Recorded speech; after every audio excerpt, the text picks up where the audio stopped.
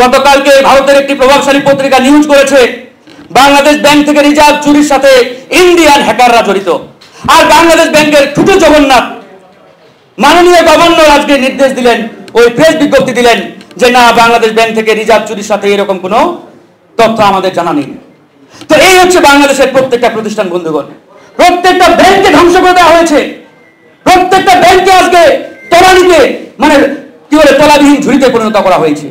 আজকে বাংলাদেশের কোন সেক্টর ভালো আছে বলেন? বাংলাদেশ ব্যাংকের 57 জন কর্মকর্তা একসাথে পদত্যাগ করলো।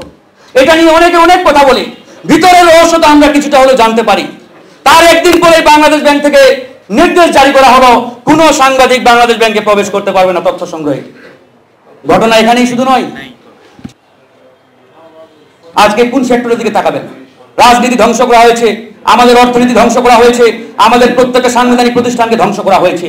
তো প্রিয় বন্ধুগণ, এই কথাগুলো তেতো হলেও এগুলোই আসল সত্য। জামাত ইসলাম যেটি 53 বছর আগে বলে গেছিল, সেই 53 বছর পরে আমরা সেটি আজকে বাস্তবে দেখতে পাচ্ছি যে আমরা একটি ছোট কুমিরের থেকে পেট থেকে বের হচ্ছি ঠিকই, কিন্তু আমরা একটি বড় দানবীয় কুমিরের পেটে ঢুকতে যাচ্ছি। 53 বছর আগে জামাত ইসলাম বলেছিল পাকিস্তানের হাত থেকে মুক্তি পেতে যাচ্ছি, কিন্তু ইন্ডিয়ার মতো একটা দানবের পেটে আমরা ঢুকতে যাচ্ছি। আর আজকে ঢুকতে যাচ্ছি নয়, আজকে আমরা সেই দানবের পেটের মধ্যে রয়েছি। সেই দানবের পেট থেকে কিভাবে বের হবেন সেটা নিয়ে আমাদের কথা বলতে হবে, সেটা নিয়ে আলোচনা করতে হবে। গত পরশুদিন বিএনপির সংগ্রামী মহাসচিব মির্জা ফখরুল ইসলাম আলমগীর সাহেব তিনি পরিষ্কারভাবে একটি বক্তব্য দিয়েছেন প্রেস কনফারেন্সে। তিনি সেখানে বলেছেন আওয়ামী লীগকে চালায় একটি অদৃশ্য শক্তি। এই অদৃশ্য শক্তি শব্দটি ব্যবহার করে আওয়ামী লীগের সাধারণ সম্পাদক ওবায়দুল কাদের সুযোগ এবং ফায়দা লুটেছেন। তিনি বিএনপির প্রতি পাল্টা প্রশ্ন ছুড়েছেন যে অদৃশ্য শক্তিটাকে এটা বলতে হবে, জানতে হবে আমাদের। তো আমরা এই জন্য বিএনপির প্রতি উদাত্ত আহ্বান জানাবো, বাংলাদেশে এই মুহূর্তে সবচাইতে বড় রাজনৈতিক দল রাজপথের যারা লিডিং দিচ্ছেন তাদেরকে সবসময় পরিষ্কার বক্তব্য দিতে হবে। আওয়ামী লীগকে কোনো অদৃশ্য শক্তি চালাচ্ছে না, আওয়ামী লীগকে চালাচ্ছে ইন্ডিয়া এবং মোদী সরকার। এটি সাহসের সাথে বলিষ্ঠ কণ্ঠে আমাদের বলতে হবে আওয়ামী লীগের মূল শক্তি ইন্ডিয়া, আওয়ামী লীগের পিছনের শক্তি ইন্ডিয়া, আওয়ামী লীগের মূল হাতিয়ারই হচ্ছে মোদী সরকার। এটি বলিষ্ঠ কণ্ঠে আমরা বলতে না পারলে ভাই মুক্তি আসবে না। আমি আবারও বলছি, ইন্ডিয়ার সংবিধানে, মোদী সরকারের সংবিধানে আওয়ামী লীগ ছাড়া অন্য কোনো দল নেই। যদি বিএনপি কিংবা জামাত ইসলাম কিংবা অন্য কোনো দল মনে করে যে আমরা ইন্ডিয়াকে খুশি করে কিংবা ইন্ডিয়া আমাদের ক্ষমতায় বসাবে, এটা কি আমাদের আগে সম্ভব হবে বলে আমার মনে হয় না। এই জন্য আমাদের পরিষ্কার থাকতে হবে। এখানে রণাঙ্গনের বীর মুক্তিযোদ্ধা আব্দুল সালাম ভাই আছেন। আব্দুল সালাম ভাই 1971 সালে যুদ্ধ করে এই দেশকে মুক্ত করেছেন, স্বাধীন করেছেন। আজকে সেই স্বাধীন সার্বভৌম বাংলাদেশের সার্বভৌমত্ব কতটুকু আমাদের আছে, এটি কিন্তু একটি বড় প্রশ্নের বিষয়। প্রিয় বন্ধুগণ, আজকে এখানে বক্তারা বক্তব্য রাখবেন। আমি শুধু একটাই আহ্বান জানাবো, কে বিএনপি, কে জামাত ইসলামী, কে লেবার পার্টি, কে গণ অধিকার পরিষদ, এই ভেদাভেদ ভুলা যাবে না। আমাদেরকে এখন থেকে এক টেবিলে, এক মঞ্চে, একসাথে রাজপথে নামতে হবে। আর আমাদের আন্দোলনের শিরোনাম, আন্দোলনের হেডলাইন হবে একটাই, ইন্ডিয়া হটাও, বাংলাদেশ বাঁচাও। যদি সত্যিকার অর্থে এদেশের মুক্তি চান, এই বাংলাদেশকে রক্ষা করতে চান, ইন্ডিয়ান আধিপত্যবাদ হটাও ছাড়া এটা জাতি কোনোদিন মুক্তি পাবে না, এদেশের মানুষ কোনোদিন মুক্তি পাবে না। আমরা তরুণরা উজ্জীবিত আছি, ঐক্যবদ্ধ আছি।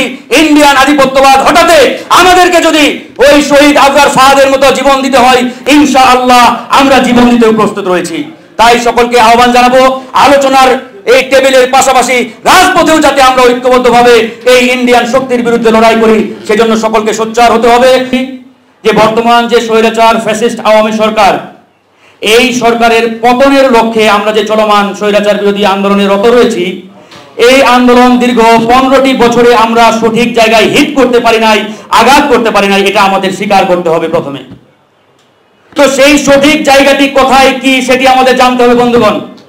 আমরা যেটি এর আগে অসংখ্যবার বলেছি, এখনো বলছি এবং ভবিষ্যতেও বলে যাব, এই আওয়ামী লীগের মূল শক্তি হচ্ছে ইন্ডিয়া এবং মোদী সরকার। এই আওয়ামী লীগের হাত থেকে এই বাংলাদেশকে উদ্ধার করতে হলে, রক্ষা করতে হলে এই আওয়ামী লীগের মূল যে শক্তি, সেই ইন্ডিয়ান আধিপত্যবাদ আগ্রাসনের বিরুদ্ধে আমাদের লড়াই করতে হবে। আমরা যদি মনে করি, বিশ্বাস করি যে ইন্ডিয়াকে আমরা হাতে রেখে তাদের পছন্দসই কথা বলে, তাদেরকে মনোরঞ্জন করে, দাদাবাবুদের খুশি করে ক্ষমতায় আসবো, ক্ষমতায় থাকবো ইত্যাদি, এটা কোশ্চিনকালেও সম্ভব নয়। কারণ আওয়ামী লীগ তথা ইন্ডিয়ার সংবিধানে আওয়ামী লীগের বাইরে অন্য কোনো দল নেই। এর আগে বলতে পারেন যে বিএনপি তিনবার ক্ষমতায় ছিল, সেটা কিভাবে আসছে? হ্যাঁ, বিএনপি তিনবার ক্ষমতায় ছিল, সেটা জনগণের শক্তির উপরে ভর করে তারা ক্ষমতায় ছিল। In the mean time India আন্তর্জাতিক ডিপ্লোম্যাটিক কূটনীতির জায়গা থেকে তারা বাংলাদেশের সেই বিএনপি সরকারকে সমর্থন দিতে, তাদের সাথে কাজ করতে বাধ্য হয়েছে। কিন্তু আওয়ামী লীগ যতবার ক্ষমতায় এসেছে, প্রত্যেকটা বার তারা আওয়ামী লীগ ওই ইন্ডিয়ান শক্তির উপরে ভর করে ক্ষমতায় আসছে। প্রিয় বন্ধুগণ, আজকে এই চির সত্যটি আমরা যদি স্বীকার করে সাহসের সাথে বলতে না পারি, তাহলে আমাদের মুক্তির আশা করাটা অনেক চ্যালেঞ্জিং, অনেক কঠিন একটি বিষয় হয়ে দাঁড়াবে। আজকে আমাদের 56,000 বর্গ মাইল, এই 56,000 বর্গ মাইলের প্রত্যেকটি ইঞ্চি ইঞ্চি জায়গায় ভারতের একক আধিপত্য আগ্রাসন বিরাজ করছে। আপনি এমন কোন সেক্টর পাবেন না, এমন কোন জায়গা পাবেন না যেখানে মোদী সরকারের এজেন্ট কিংবা দালাল নেই। প্রত্যেকটা জায়গায় ইন্ডিয়ান এজেন্ট ব্যাপকভাবে তারা কাজ করে যাচ্ছে। এখন এখান থেকে উদ্ধারের উপায় কি, পথ কি, মুক্তির রাস্তা কি? হ্যাঁ, রাস্তা আছে, হতাশার কোনো কারণ নেই। আমাদের সামনে বেশ কয়েকটি নিদর্শন প্রমাণ কয়েকদিন আগে রেখে গেছেন আমাদের পার্শ্ববর্তী দেশ মালদ্বীপ। 6 লক্ষ মানুষের একটি দেশ, সেই মালদ্বীপের নবনির্বাচিত প্রেসিডেন্ট মিস্টার মইজু সাহেব ক্ষমতায় বসেই ঘোষণা দিলেন, এই মালদ্বীপ থেকে আমরা ইন্ডিয়াকে উৎখাত করব, ইন্ডিয়াকে বিদায় করব। যেই ঘোষণা সেই কাজ। গত পরশুদিন আপনারা দেখেছেন মালদ্বীপ থেকে সকল ইন্ডিয়ান সেনাকে প্রত্যাহার করেছে মোদী সরকার। একটা সেনাকে তারা সেখানে রাখতে পারে নাই। এটাই হচ্ছে একজন স্বাধীন চেতা দেশপ্রেমিক নেতার স্পিরিট, আদর্শ এবং তার ক্ষমতা। প্রিয় বন্ধুগণ, আজকে বাংলাদেশ থেকে এই আধিপত্যবাদ আগ্রাসনকে বিদায় করতে হবে, প্রস্তুতি নিতে হবে। ইনশাআল্লাহ মুক্তি আসবে আসবে। আর একটা কথা বলে শেষ করব, অধিক মাত্রায় বিদেশ নির্ভরতা আমাদের কথা কমাতে হবে। এই ডোনাল্ড লু আসলো না, জো বাইডেন আসলো না, ওই চীনের শি জিনপিং আসলো না, মোদি আসলো, হোয়াটএভার, আমাদের শক্তি, আমাদের মূল ক্ষমতার উৎস জনগণ। জনগণের শক্তির উপরে ভর করে আমরা ইনশাআল্লাহ ক্ষমতায় আসবো, কিংবা যারাই ক্ষমতায় আসবে তাদের মূল শক্তি যাতে জনগণ হয়, এটাই হোক আমাদের আজকের মূল আলোচ্য বিষয়। ভালো থাকবেন, সুস্থ থাকবেন। আসসালামু আলাইকুম রহমতুল্লাহ।